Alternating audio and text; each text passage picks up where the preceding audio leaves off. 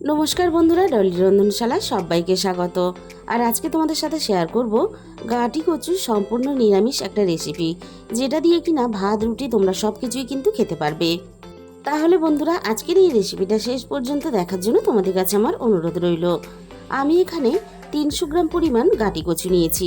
এবার আমি গাঁটি কচুগুলোকে খুব ভালোভাবে কেটে ধুয়ে পরিষ্কার করে রান্নার জন্য রেডি করে নেব। এখানে আমি সমস্ত গাঁটি কচুগুলোকে খুব ভালোভাবে ধুয়ে কেটে পরিষ্কার করে নিয়েছি। আর গাঁটি কচুগুলো একটু ছোট সাইজের, তাই কিন্তু আমি মাঝখান থেকে এইভাবে দু পিস করে টুকরো করে কেটে নিয়েছি। প্রথমে আমি রান্নার জন্য কড়াইয়ের মধ্যে কিছুটা জল দিয়ে দিলাম। জলটা উষ্ণ গরম হয়ে ফুটে উঠেছে। এবার আমি জলের মধ্যে 1 চামচ পরিমাণ লবণ দিয়ে দিলাম। এবার আমি কেটে রাখা গাঁটি কচুগুলোকে জলের মধ্যে দিয়ে দেব। এইভাবে গাঁটি কচুগুলোকে একটু ভাপিয়ে নিলে তাহলে কিন্তু একেবারেই গলা চলকানোর ভয় থাকবে না।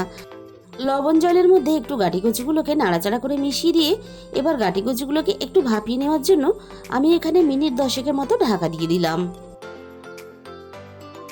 10 মিনিট পরে আমি কড়াই থেকে ঢাকাটাকে সরিয়ে নিলাম। খুব বেশিক্ষণ আবার ভাপালে তাহলে কচুগুলো অনেকটাই সিদ্ধ হয়ে রান্নার সময় অনেকটা গলে যাবে।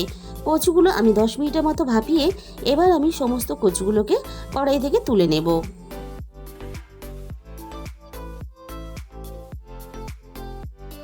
আবারও আমি কড়াইটাকে খুব ভালোভাবে পরিষ্কার করে গ্যাসের মধ্যে বসিয়ে দিয়েছি। এবার আমি ওই একই কড়াইয়ের মধ্যে প্রয়োজন মতো সর্ষের তেল দিয়ে দিলাম। আমি এই রান্নাটা সর্ষের তেলে করব, কারণ এই রান্নাটা সর্ষের তেলে করলে তাহলে এই রান্নার স্বাদটা বেশ ভালো হয়। এবার আমি তেলটাকে খুব ভালোভাবে গরম করে নিয়ে ভাপানো গাঁটি কচুগুলো তেলের মধ্যে দিয়ে দিলাম। এবার আমি কচুর মধ্যে সামান্য পরিমাণ হলুদ গুঁড়ো দিয়ে দিলাম। এবার আমি কচুগুলোকে নাড়াচাড়া করে বেশ লালচে করে ভেজে নেব। আমি এখানে কচুর মধ্যে আলু ব্যবহার করিনি, তোমরা চাইলে কিন্তু অল্প একটু আলু এই রান্নাতে ব্যবহার করতে পারো।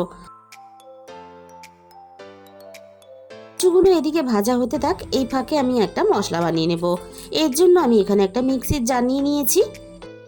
প্রথমে আমি এই মশলাটা বানানোর জন্য মিক্সির জারের মধ্যে দিয়ে দিলাম অল্প একটু আদা কুচি। আর সাথে আমি এখানে দিয়ে দেব একটা মাঝারি সাইজের টমেটোর অর্ধেকটা।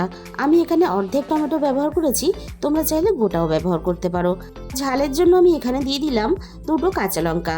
আর সাথে আমি দিয়ে দেব অল্প একটু কোরানো নারকেল। অল্প একটু নারকেল দিলে এই রান্নার স্বাদ কিন্তু দ্বিগুণ মাত্রায় বেড়ে যায়। এবার আমি এখানে সামান্য অল্প পরিমাণ জল দিয়ে দিলাম। সবকিছু আমি একসাথে খুব ভালোভাবে একটা পেস্ট বানিয়ে রেডি করে নিয়েছি।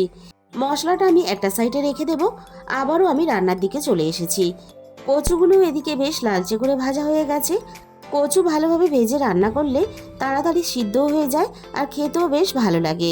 সমস্ত কচুগুলো আমার ভাজা রেডি হয়ে গেছে। এবার আমি কচুগুলোকে কড়াই থেকে তুলে নেব।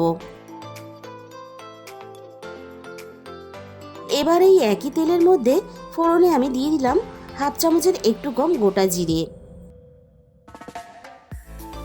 আর আমি এখানে ফোড়নে দিয়ে দিলাম একটা শুকনো লঙ্কা। এবার আমি ফোড়নটাকে মিনিট খানেকের মতো নাড়াচাড়া করে একটু ভেজে নেব। ফোড়ন থেকে সুন্দর একটা মিষ্টি গন্ধ বেরিয়ে আসার সাথে সাথে কড়াইয়ের মধ্যে সামান্য পরিমাণ জল দিয়ে দিলাম। তেলটা বেশ অনেকটা গরম হয়ে গেছে, তাই কিন্তু আমি এখানে জলটা ব্যবহার করলাম, যাতে না গুঁড়ো মশলাগুলো দেওয়ার সাথে সাথে পুড়ে যায়। আমি এখানে 1/2 চামচের একটু কম দিয়ে দিলাম হলুদ গুঁড়ো। আর দিয়ে দিলাম 1/2 চামচের একটু কম ধনে গুঁড়ো।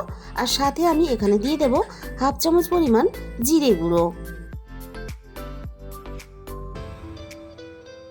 আর সব শেষে আমি এখানে দিয়ে দিলাম অল্প একটু ঝাল লঙ্কার গুঁড়ো।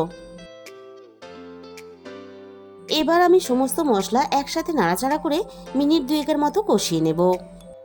আর এই রান্নাটা কিন্তু খুবই সহজ আর খেতে কিন্তু দুর্দান্ত লাগে, তাই বাড়িতে একবার হলেও তোমরা এই রান্নাটা অবশ্যই ট্রাই করে দেখো।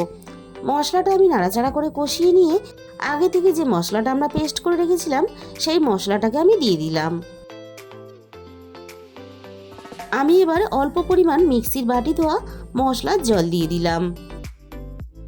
আবারও আমি সমস্ত মশলা একসাথে নাড়াচাড়া করে খুব ভালোভাবে কষিয়ে নেব। আর মশলার মধ্যে যে আমি এক্সট্রা জলটা ব্যবহার করেছি সেটাও কিন্তু এইভাবে নাড়াচাড়া করতে করতে আমি জলটাকে টানিয়ে নেব। মশলাটা আমি নাড়াচাড়া করে বেশ ভালোভাবে কষিয়ে নিয়েছি।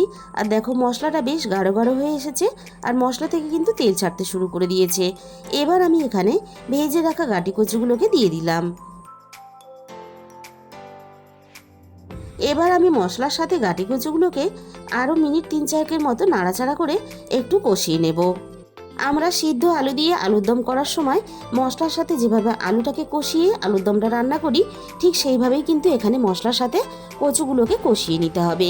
কচুগুলোকে মিনিট 3 মতো নাড়াচাড়া করে কষিয়ে নিয়ে এবার আমি রান্নায় স্বাদ মতো লবণটা দিয়ে দিলাম, আর সাথে আমি অল্প পরিমাণ একটু চিনি দেব। যেহেতু নিরামিষ কচু, তাই অল্প একটু স্বাদ মতো চিনি দিলে তাহলে রান্নার স্বাদের ব্যালেন্সটা ঠিকঠাক থাকবে। আবারও আমি নাড়াচাড়া করে মিনিট খানেকের মতো সব কিছু একসাথে খুব ভালোভাবে মিশিয়ে নেব। কচু আমার এখানে খুব ভালোভাবে কষানো রেডি হয়ে গেছে। এবার কচুগুলো খুব ভালোভাবে সিদ্ধ হওয়ার জন্য আমি এখানে গরম জল দিয়ে দিলাম। অবশ্যই এখানে গরম জলটা দেবে, তাহলে কচুগুলো খুব ভালোভাবে তাড়াতাড়ি সিদ্ধ হয়ে যাবে আর রান্নার স্বাদটাও বজায় থাকবে। সব কিছু একসাথে নাড়াচাড়া করে খুব ভালোভাবে মিশিয়ে দিলাম। কচুগুলো খুব ভালোভাবে সিদ্ধ হওয়ার জন্য কড়াইয়ের মধ্যে আমি কিছুক্ষণের জন্য ঢাকা দিয়ে দিলাম। প্রায় মিনিট 20 পরে আমি কড়াই থেকে ঢাকাটাকে সরিয়ে নিলাম। কচুগুলো বেশ ভালোভাবে সিদ্ধ হয়ে গেছে কিনা এবার আমি একটা কচু তুলে দেখে নেব। কচুর মধ্যে এরকম একটু হালকা চাপ দিলেই কিন্তু কচুগুলো আলুর মতো ভেঙে যাচ্ছে। ঠিক এরকমভাবেই কিন্তু কচুগুলোকে সিদ্ধ করে নিতে হবে। আর রান্নাটা ঠিক এরকম মাখা মাখা করে করবে, তাহলে খেতে বেশি ভালো লাগবে। বন্ধুরা, আমি খুব কাছে থেকে তোমাদের দেখিয়ে দেব রান্নাটা দেখতে কতটা লোভনীয় হয়েছে। আর বাড়িতে অবশ্যই একদিন হলেও তোমরা ট্রাই করে দেখো, আর রান্নাটা কেমন লাগলো অবশ্যই কমেন্টের মাধ্যমে জানিও। তাহলে বন্ধুরা, আজকের এই রেসিপিটা ভালো লাগলে প্লিজ একটা ভিডিওতে লাইক করে দিও, আর তোমাদের বন্ধুদের মধ্যে প্রচুর প্রচুর শেয়ার করে দিও। আর যে সমস্ত আমার চ্যানেলের নতুন বন্ধুরা এখনও পর্যন্ত আমার চ্যানেলটাকে সাবস্ক্রাইব করোনি, এরকম নতুন নতুন রেসিপি পেতে অবশ্যই আমার চ্যানেলটাকে সাবস্ক্রাইব করে পাশে থাকা বেল আইকনটা অল করে দিও। তাহলে আমি যখনই কোনো নতুন রেসিপি আপলোড করব সবার আগে তোমার কাছে পৌঁছে যাবে। আর তোমাদের মূল্যবান সময় দিয়ে আমার এই রেসিপিটা শেষ পর্যন্ত দেখার জন্য তোমাদের সবাইকে অসংখ্য ধন্যবাদ। আজকে তাহলে এই পর্যন্ত, দেখা হবে অন্য কোনো নতুন রেসিপির সাথে।